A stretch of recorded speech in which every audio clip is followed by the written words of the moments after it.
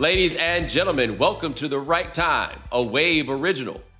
My name is Bomani Jones. Thanks for listening wherever you get your podcast. Thanks for watching us on YouTube. Subscribe, like, rate us, review us, give us 5 stars. You only give us 4 stars. I'm inclined to believe you are a hater. We have wrapped up our list of the top 25 athletes of the last 25 years. We've given episodes around them to offer a bit of context for things that have gone on in the last 25 years. And of course, joining us now, the man who needs no introduction, New Orleans East own Michael Smith. What's going on? Not much, man. What's happening with you?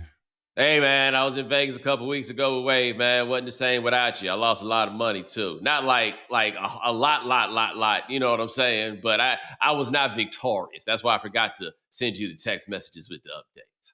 But did you enjoy it, though? Had a ball. You know, that's all it could be. So my first, I won't take up too much time with this, but I'll just remind you that my first real visit to Vegas was with you.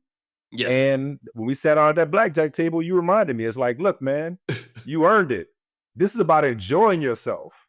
If you here to make money, you got a bigger problem. Yo, that is what I tell people all the time. Like, I give people, I just don't like giving away my money. And that's only kind of true because people give away their money in all kinds of ways. You spend money on all kinds of things where you don't get anything back. The problem is if you approach it with the plan of I'm going to walk out of here with more money than I came with.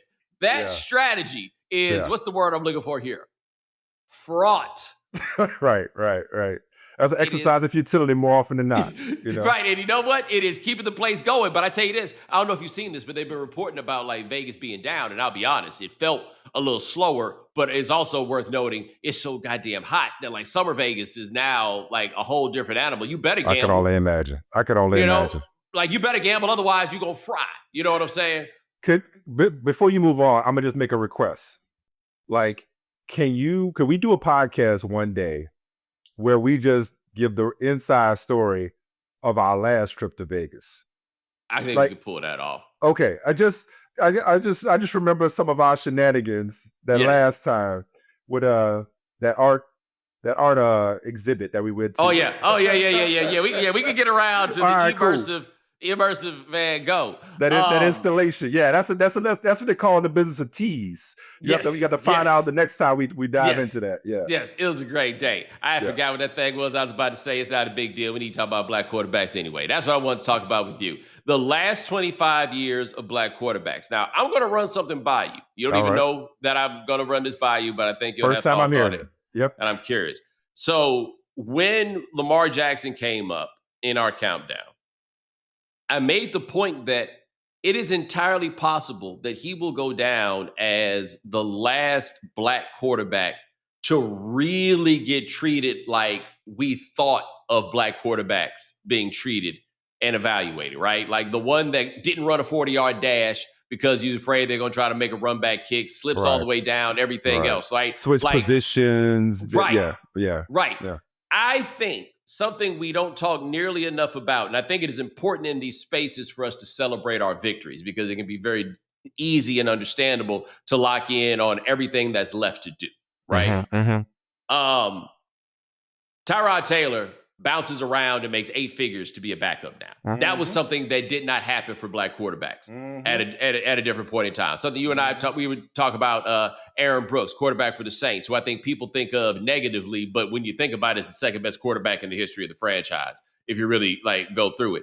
Aaron Brooks' career was 7 years, and he was out of there. Not because he went to go do television or whatever, but a guy that was a legitimate starting quarterback, right?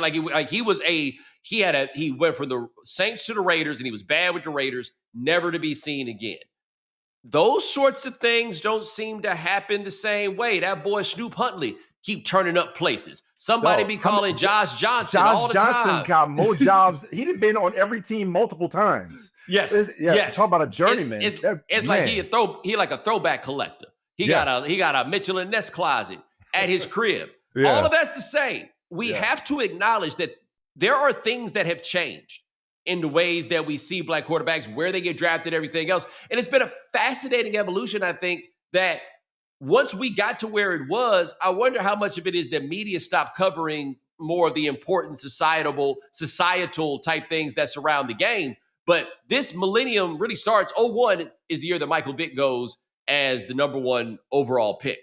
You fast forward to 2025, we had a black quarterback go number 1 overall. 2024, we had a black quarterback go number 1 overall. 2023, we had a black quarterback go number 1 overall. I think they've been 8 since Vic. Yeah. Yeah, like it's not there. There are still things, but it's not. Geno Smith was able to get back to having a career, and then get traded and get a contract. The progress is incredible, man. I'm so glad I didn't know what you were going to say, but I knew what the subject matter was. And, you and I are usually on the same wavelength. And that's kind of what I was thinking about, is just how far we've come. Because you hate to get complacent. You hate to feel like, oh, we have overcome.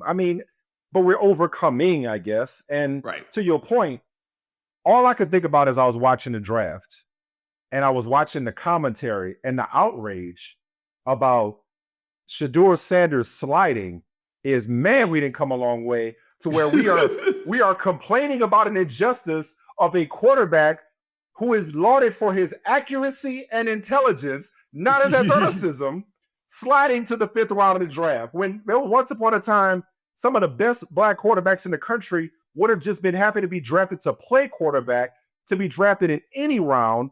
Forget the first round. Doug Williams going 17 was history at the time. That was the first one. Right.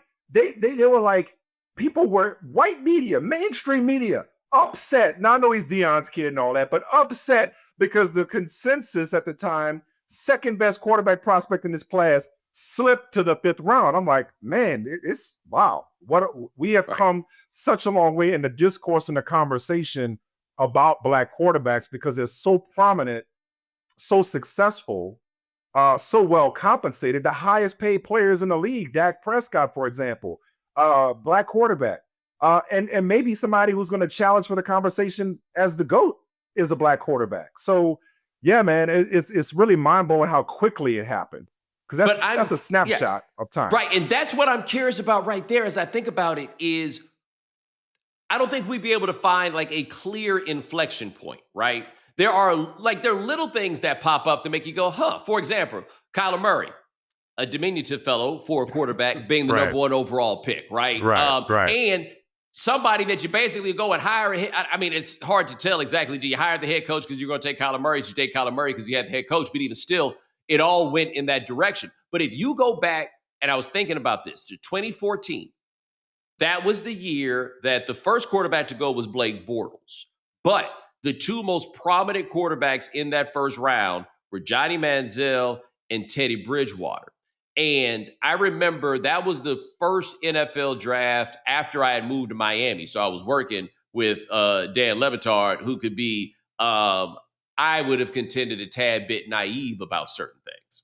And so going into that draft, I remember telling him, I was like, look, just you watch what happens to Teddy. Now, Teddy ultimately proved to be a mid to fringe level starting quarterback, right? Like, he didn't have. By the way, who just got another job? He just did, right. Who just did, right? But he was not. We went into that draft with people saying that he was going to that season. He was the first quarterback that would probably go. He wound up going number 32 in the draft. But what I remember, and you have these moments in drafts where you remember this with brothers that were going through at this point in time.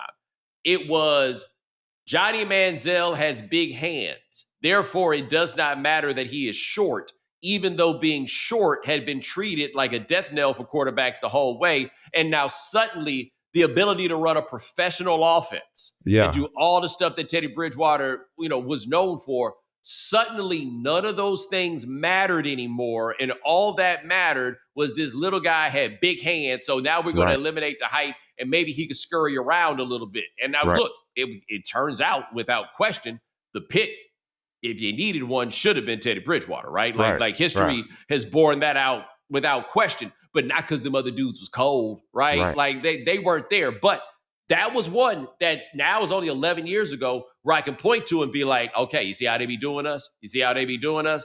I don't know how many examples I have how they be off doing the us? top of my The closest that I could think of was what we thought about with Justin Fields when he slipped in that draft. But even then, that came with a couple of Lamar. I mean, other than Lamar Jackson, who I just talked about. Yeah. But Justin Fields is more recent, and Fields was still wasn't he like top 15? Yeah, he was top 15, and also, and they traded up to get him. And all the skepticism of it was fair. One of the things was the epilepsy diagnosis, and you'll never really be able to know exactly how. I know of one team that could have taken a quarterback that didn't because of the epilepsy. Okay. But then the other thing that bore out in the film proved to be true. He'd be back there taking too long. Yeah. Yeah. You know, like that was not a get on him because he's a brother situation. But that's great that you brought that particular thing up, because what has evolved is that is no longer a generalization or a stereotype. Like, if Justin Fields doesn't process quickly enough, Justin Fields doesn't process quickly enough. Not Black people lack the necessities to play the position in general. You know, you asked about an inflection point. What about, and I don't remember exactly what year this is. You're great about this kind of stuff. Maybe you can tell me the year. What about the implementation of spread offenses in the RPO game? Yo, once that shit started, I mean, you want to talk about, like, it's like now, instead of, hey, Michael Vick, going back to Vick and, you know, the beginning of this chapter in NFL history you're focusing on, going back to, man, you got to win from the pocket. The only way to do this is win from the pocket. You got to win from the pocket. To now, you can't be a statue. If you lack mobility as a Black or white quarterback, and you lack mobility, you are the dinosaur. You don't fit in this modern game. And so it's like, yeah, we're gonna win from the pocket, but we're gonna, I mean, once upon a time, you know what you don't hear anymore about Lamar Jackson? Oh man, he gonna get hurt. Now you got guys like Kyler Murray, diminutive though he may be, like, man, you don't run enough, dog. We have come so far in this conversation about Black quarterbacks, so they get criticized for not running enough. That was C.J. Stroud at Ohio State. Yes. Their complaint about him was that he didn't run enough, and I ain't gonna lie. Quarterback. Yo, and I'm not gonna lie. When that happened with him, my response to that was, "Damn, that was a now you see how they do a situation for me." That's because I was like, yeah, right, exactly. Now we moving the goalposts, right? The brother too smart. He a smarty brother, so he too right. Let me tell you who I be feeling bad for, tangential to this conversation. I be feeling bad for them slow white boys, man. They changed the game on them overnight. They used to penalize you for being fast. It was better for you to not be able to move. Now they out here like, all right, cool, let's see you go. Yeah. They might play some music to see if you can dance. Yeah, whenever they started embracing quarterbacks as a rushing threat and design run game, that just, I mean, now you're talking about, you know, Cam, Cap, obviously we mentioned Lamar, you know, the list goes on. I mean, that's what I would say was, because the way the game was played, because before they could say you don't play the game the way it needs to be played, and they didn't believe that we could play the game the way it needs to be played. Now it's like, oh, the game is played differently. We've embraced what these guys bring to the table. Oh, and by the way, they're also exceptional pocket passes. I mean, like guys that you don't think of as mobile quarterbacks are actually, you know, quite athletic. I mean, Patrick Mahomes, for example. Patrick Mahomes could run, but that's not his claim to fame. That's not his calling card per se. So yeah, man, like it's really crazy how the conversation evolved. I think it's not just the way the game has been played, but also like these guys are also faces of the league, not just their franchises, faces of the league. Guys like Mahomes, guys like Dak, guys that are getting these huge contracts that are we've gone from quarterbacks just wanting to be paid fair market value. Black quarterbacks want to be paid fair market value to Black quarterbacks setting the market. You know, there's just so many examples of how we've come such a long way in such a short time. So I think part of what you describe, I think the spread offense is a really interesting point in the role that Cam Newton plays there. And I think that's something that I've talked about in this series in other episodes, but I want to try to walk it back a little farther, right? Yep. So I remember when in the middle of the 2003 football season where Texas switched their offense and went to the spread and implemented with Vince Young and implemented the zone read as their default offense that they were going to. Part of that was, you know, we've got Vince Young, right? But the other part was a recognition by the coaching staff at Texas that the style of offense that they were now running was the style of offense that the players were playing in high school in the state of Texas, and that their program had to respond to what the players they were recruiting were going to be able to do, what they were going to be capable of doing. Right now, you could argue that's a bit of a shortcut because you should be able to develop them into whatever it is that you need them to be. But I think we saw that same phenomenon start to happen as the spread game became more proliferate in college. Then that also then required the NFL to make some adaptations because the offensive line plays. One thing you know about this, they're having to teach offensive linemen how to play NFL offensive line versus college line is like a challenge that they have. But you know something else that happens now doesn't happen in the NFL, or let me say something that happens in the NFL now that didn't before, which is immediate impact rookie wide receivers.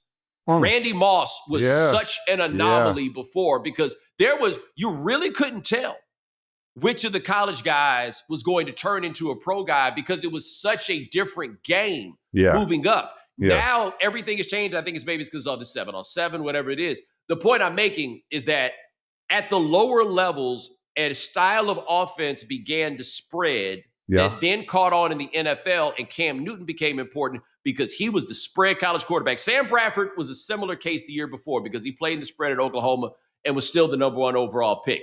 The difference is Cam Newton was in one of the most loaded drafts there has ever been, right? And if you redid that draft, he'd still be the number 1 overall pick because you couldn't pass up on that guy. And if you were going to do that, you were going to need to start putting some stuff in that worked for him. And then as that went, that offered more of a premium for a quarterback who could move.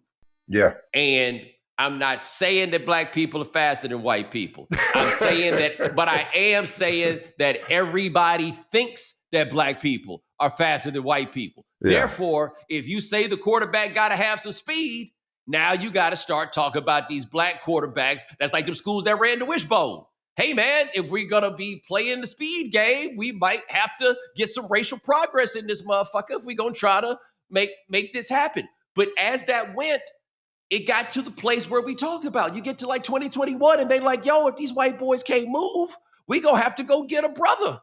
And it's not just the evolution of the way the game was played. It's the physical evolution of the people chasing these quarterbacks. Yes. Like if these dudes gonna survive with these edge rushers and these pass rushers being as athletic as they are, we got to have somebody who can protect themselves, who could buy time in the pocket, who could extend plays. Not to mention, with the rule changes in the secondary and how much you couldn't touch said receivers, everything just catered toward a style of play, said another way, that just so happens to cater to people with a little more melanin in their skin. Hold on. Let me throw another theory out here. I don't know if you've ever heard Harry Edwards say this, but he used to say it all the time.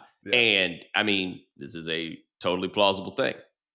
Harry would make the point that once Vick got out there, right, and you had other guys coming up, Donovan McNabb, because there have been various points of like surges of black quarterbacks, and then it kind of recedes. It happens very similar with black coaches also, where you look up and it's 7 of them, then one day you look up and it was 2, right? But like these things would happen, and so Harry's argument was once you started to see the rise of those black quarterbacks, those mobile quarterbacks, that is when you saw the penalties become more punitive for hitting quarterbacks late in the pocket or all those sorts of things, right? Because as those edge rushers got faster, if you want to make sure that the white dudes can play and you think the white dudes aren't fast, all these are ifs, right? If you believe those things, right? If you are to believe those things, then the way to make the white guys faster is to slow down the defensive ends. And the way that you slow down the ends is make it to where they got to pull up. Right? They got to worry about all the things that could possibly go wrong. And that seemed to happen. It feels like you kind of reached a point where if these things were the case, that they reached a point where they had no more rules they could change. This is just what it was going to be. Doesn't it feel weird? And by the way, here's another thing. Going back to like the idea of intelligence, you could argue, the gold standard for rookie quarterbacks, because when you talked about receivers ready to play right away, it reminded me of quarterbacks and the development curve. The gold standard used to be Marino 83 Roethlisberger 04. But I don't think there's any question that the two most impressive rookie seasons we've ever seen were back-to-back years of C.J. Stroud, followed by Jaden Daniels. You know what I'm saying? And it's like, not only have black quarterbacks dismantled the notion of we can't process, we can't think, we can't lead. Leadership is another part of it. Like black quarterbacks have been able to lead organizations, let alone locker rooms. But they've also hit the ground running literally and figuratively. But what I was going to say was, isn't it weird? Hold on, fast. I want to say just right quick on that. Yeah. I think it's important to note specifically with Daniel. Stroud is interesting because whatever that fancy test is that comes out, they try to get processing speed. Yeah. No, not the Wonderlic. The other one. Oh, yeah. The new one. Oh, that's right. The one that as I recall. But Stroud did not. Oh, wow. Yes. Wow. Yes. Where Stroud did not do well. Yes, you're right. You're right. But that was a big thing going into the draft. Yeah. It was a huge thing. And remember, he didn't think the Texans were going to draft him for a number of reasons. That's a different story for a different day. But Jaden Daniels, the thing that he is praised for above all else is processing speed. Processing speed. Yes. And coming out, it was like, oh, he's just a runner. He doesn't throw over the middle of the field. That's what I was going to say. Like, as many difficult conversations and difficult, not for us, but for certain people that don't want to have them or listen to those conversations being had, but as many conversations as we have had about black progress or the lack thereof in this country, in every sector of society, but specifically sports for the most part for me and you, like, it just feels so weird to even approach a feeling of we've arrived. But it's really hard not to. But the one point is, it is not us who have arrived. That's true. Fair enough.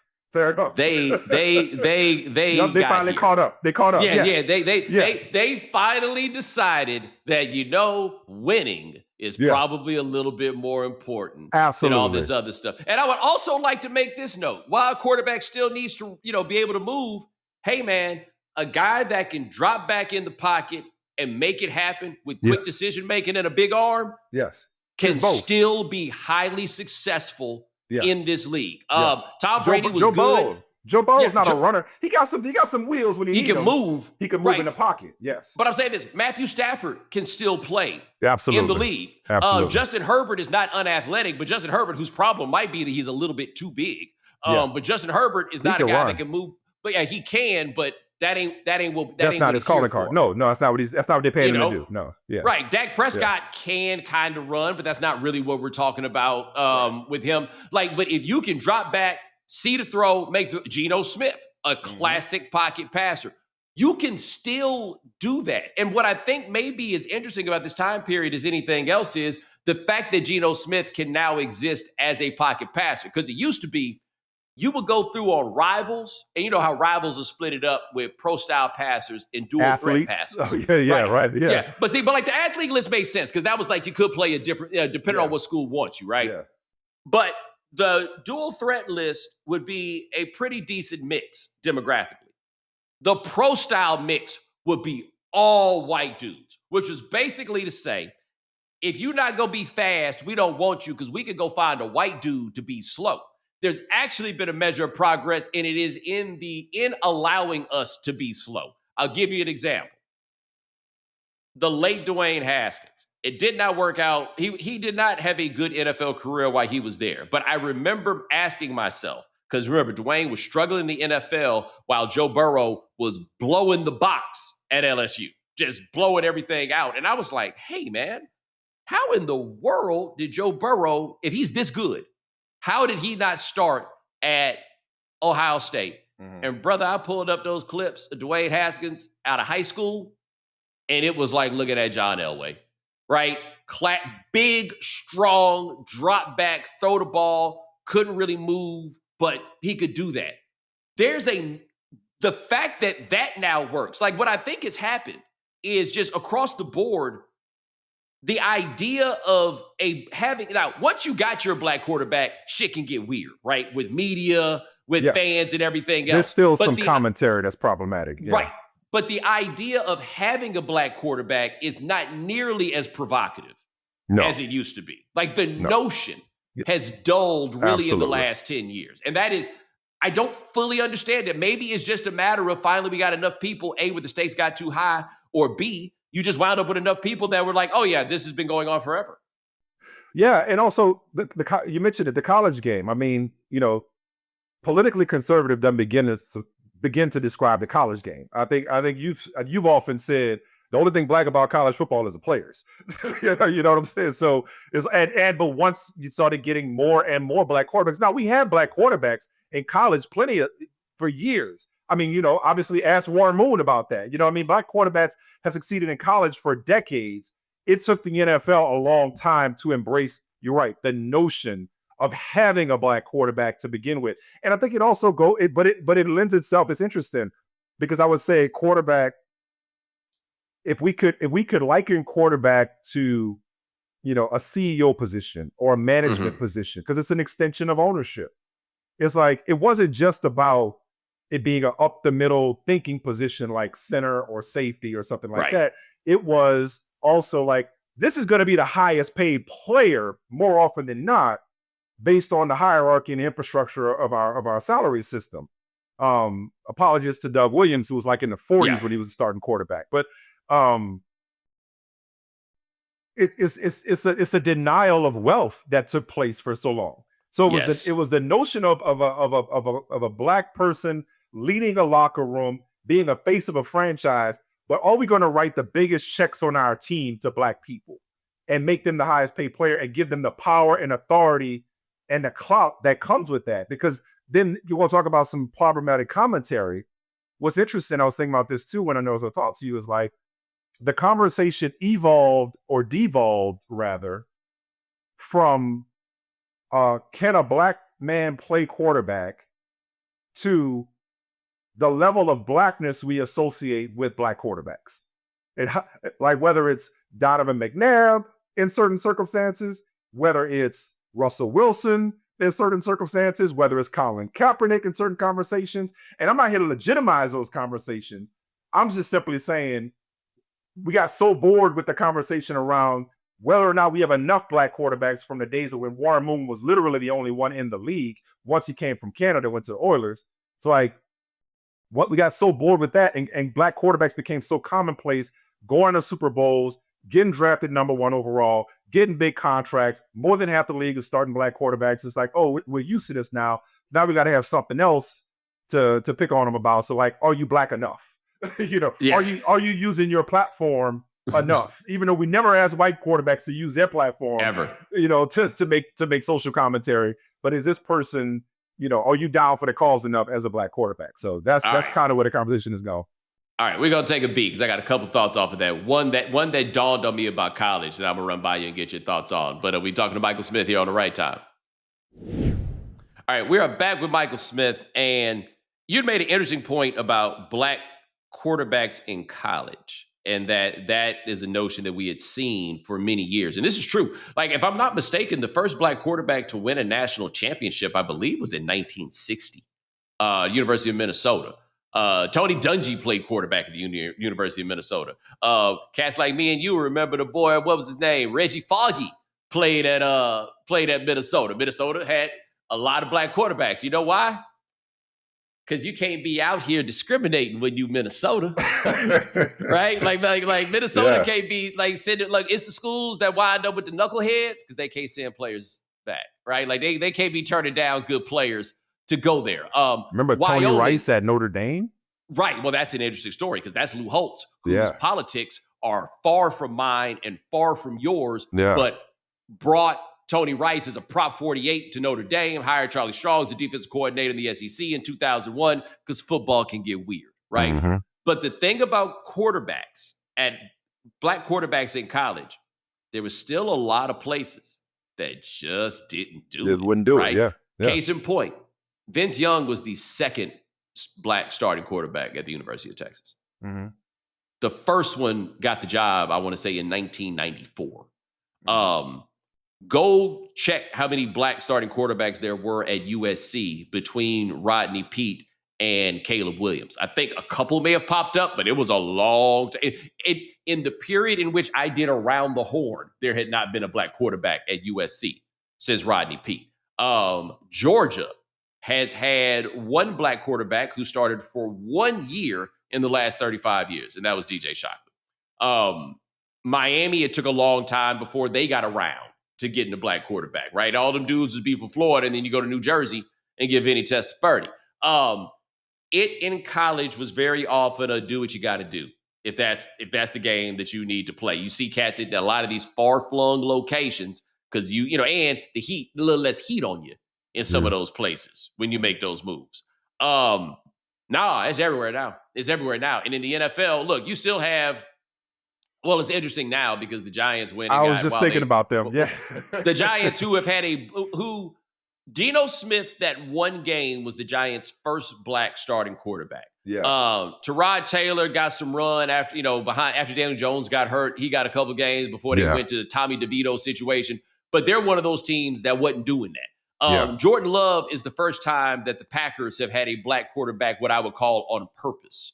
Right. Brett Hundley has started some games. Seneca Wallace had gotten out there, but it's almost like you excuse that because they had Favre and then Rodgers. It's like, okay, is that what you gonna do? Exactly. The idea of a black quarterback didn't become a thing until the 1990s. Yeah. Therefore, in the time that we thought about that, you can't be mad at them. They had Brett Favre and Aaron Rodgers. Right. You could say that to a lesser degree about the Giants, although when they did start Geno Smith, they then fired the coach for doing such a thing.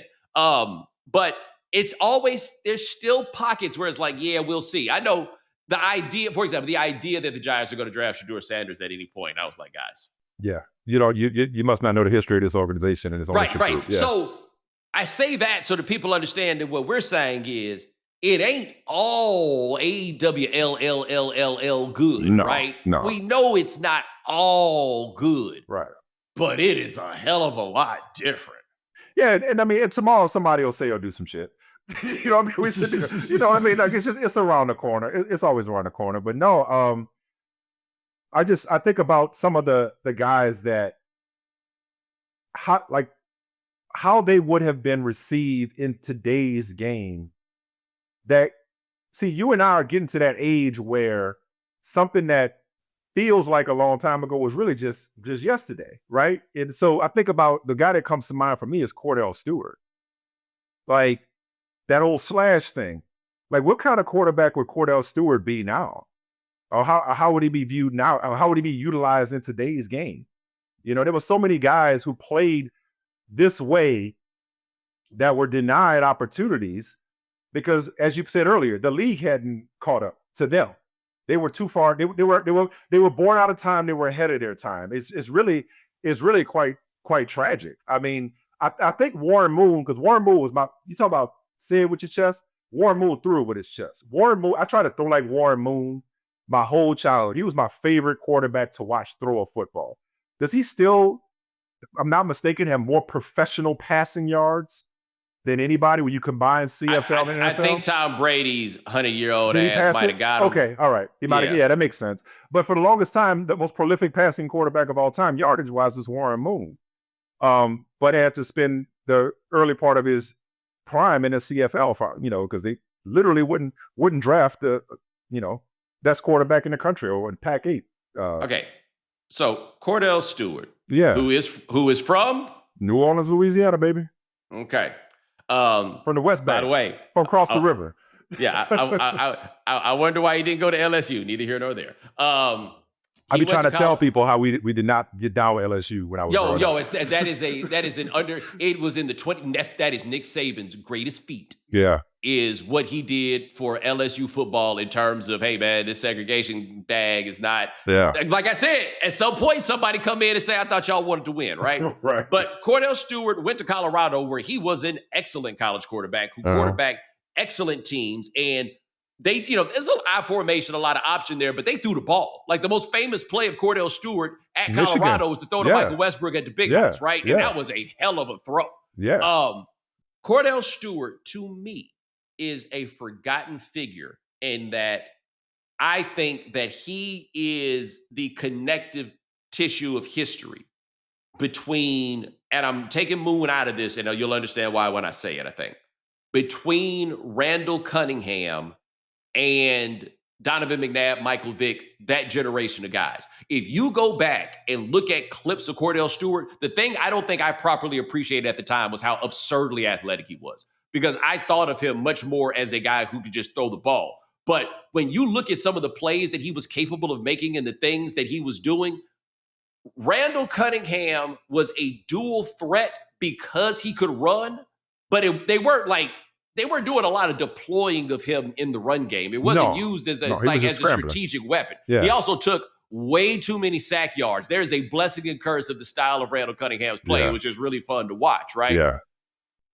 The Steelers use Stewart as a weapon, and please let us not forget, they went to an AFC championship game with Kordell Stewart as their starting quarterback. His record as a starting quarterback was 50-34. That 97 season, I want to say they went to the AFC championship game where they lost to the Broncos. But in 01 and two different seasons. That was the Patriots one. 01, he was going to go home to New Orleans. That was the story because that Super Bowl was in New Orleans, Super Bowl 36. Two different seasons, Kordell Stewart was a starting quarterback in the AFC championship game. Yeah.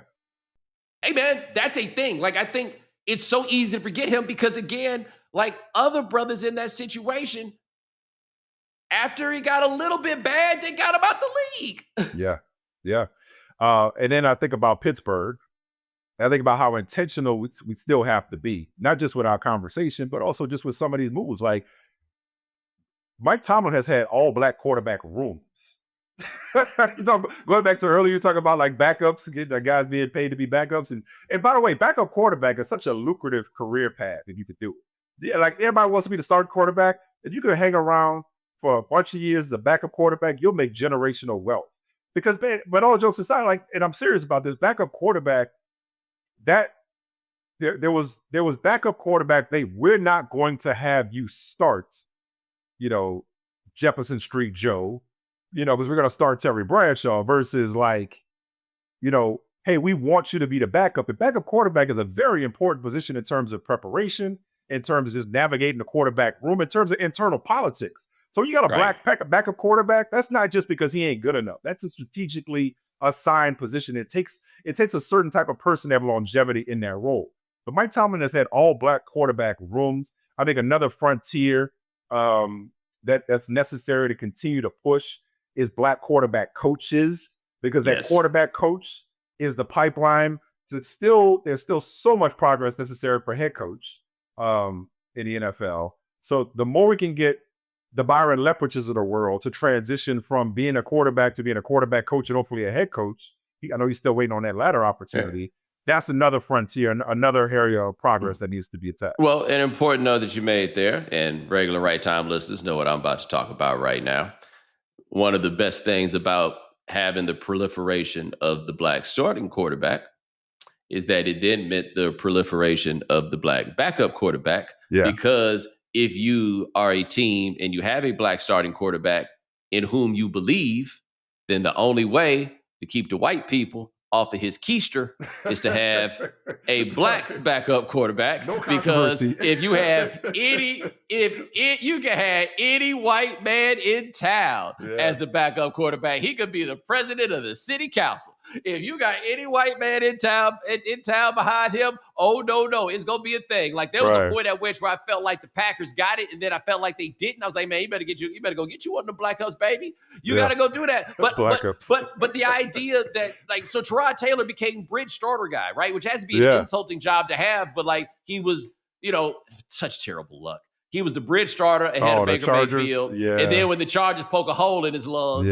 so he could go play with a broken rib. Let's talk about that in the first place. Like, what that tells me now is ain't no more playing with broken ribs. We done with that. Like, I treat that like we got to treat calf strains after what happened to Tyrese Halliburton. That's exactly right. No, we ain't doing this. Calf strains, sit down. Yeah, no doubt.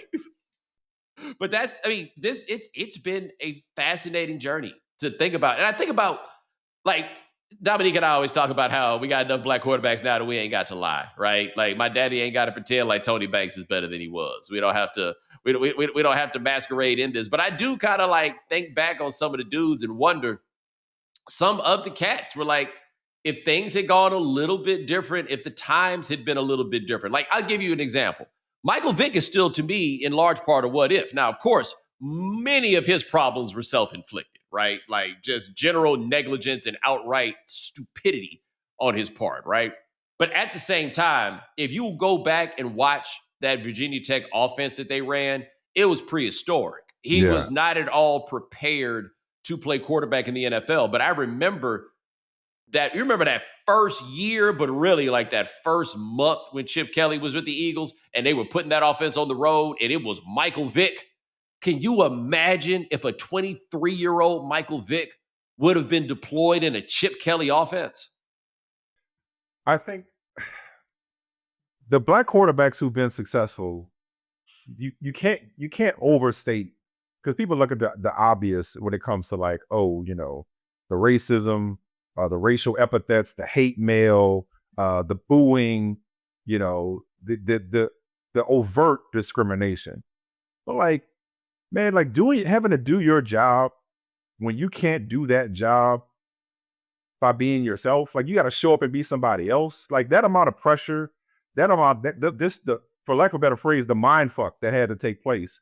Whether it was, Michael Vick, whether it was Donovan McNabb being criticized because, hey, you can't do it from the pocket, and then them trying, because I know McNabb in particular struck, like they would not run. So, and like just to prove that they could play from the pocket, like they constantly had to basically defend themselves. And I'm not talking about verbally. I'm talking about like stop themselves from using their best weapon in order to shut critics up. Like, so the people that had to endure that kind of thing, or just had offenses that would handcuff them and hamstring them from being the best they could be. And then when they weren't great, then they, like you said, they yanked her out of the league. Like all these dudes we naming, like not only were they limited in terms of how long of a chance they got, but how good could they have been on top of how good they were if they were just been unleashed? Well, I also feel like to a degree we learned that a lot of what they had been saying was lies, right?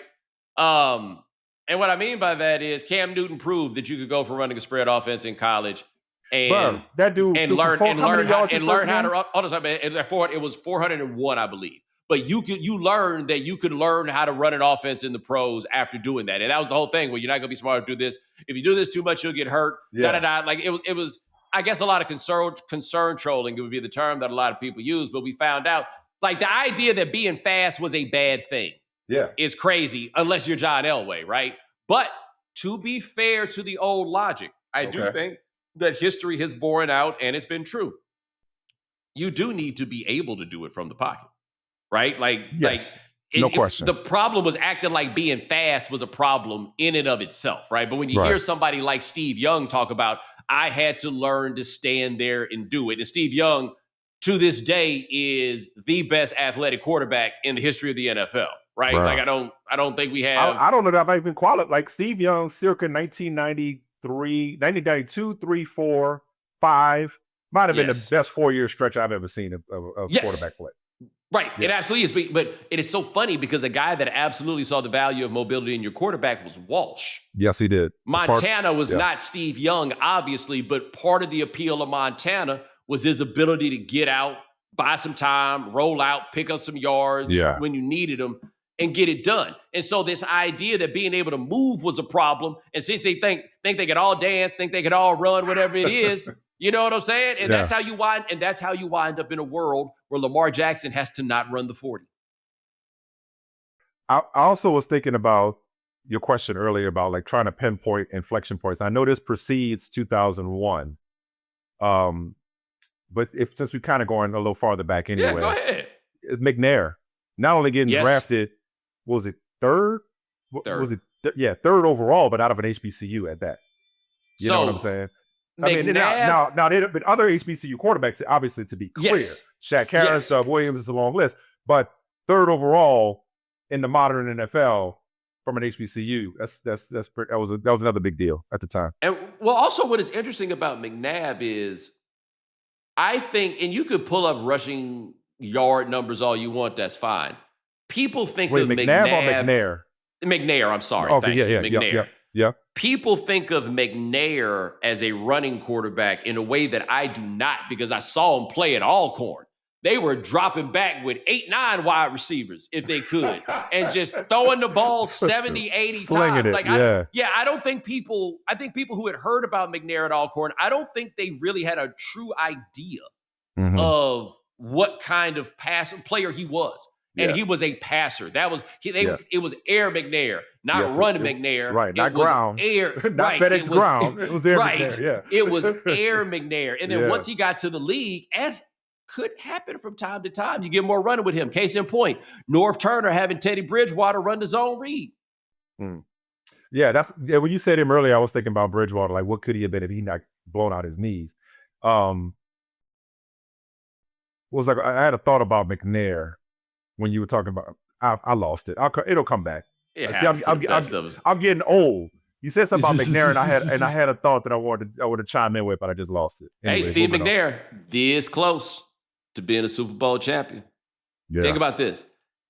1 yard more, he's a Super Bowl champion, and maybe in the Hall of Fame, and Kurt Warner is not. I think McNair would be a fringe Hall of Fame case at best, but he would have a Super Bowl ring. Well, Kurt Warner without that ring is not in the Super Bowl. Is not in the Hall of Fame. You know how cold you got to be to steal half an MVP from Peyton Manning?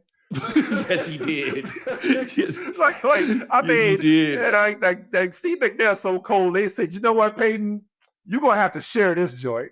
Might be the golden boy. Yo, not even gonna lie, that is one of many moments that I believe that if I were a white person and I was trying to compile my racism is over list. Peyton Manning co-MVP. The Ebony and Ivory MVP. That would be on the list. It'd be right there with Adrian Peterson, 2012 NFL MVP. Peyton Manning too, right? Yeah. Like, see, there it is. Like, I need to stop giving these white people material. Not all white people, just the ones that would be looking for it. But McNair is all afraid. But yeah, I mean, with a Super Bowl win, an MVP under his belt, the numbers he compiled, the way he won, toughest quarterback. He don't take a backseat to anybody when it comes to toughness. Dude would not practice all week, be in the training room all week on the trainer's table, barely moving, and go out there and put his body on the line. So, yeah, man. You remember, just apropos of nothing, you remember going to them dances, taking them pictures with the fellas? Remember that Oilers number 9, how cold that was? Yeah. Oh, man. Yeah. That's back in my jersey collecting days. I just had a flashback of that. I now imagine Michael Smith in front of a blanket with a picture of Alexis on it with his Steve McNair number 9 jersey. With Picture Me Rolling all the time. Now, I had my daughter cracking up the other day. I was talking about the after exam jam. Them dances in high school, man. Bruh. Bringing back memories. See, that's right, because you from one of them dancing cities. I'm from Houston. Houston is not a dancing city. It's not. Y'all ain't have talent shows called The Explosion? Brother. We had talent shows. We had all kinds of... I don't feel confident using the appropriate language necessary to explain the way that I believe that men in Houston view dancing, who is supposed to do it, and why they are supposed to do it.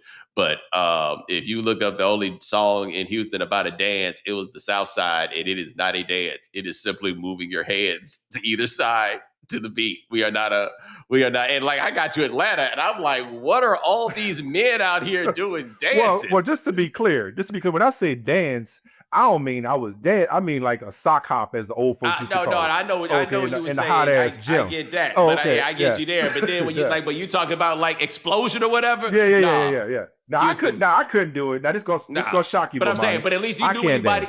No, man, brother, I'm just saying this.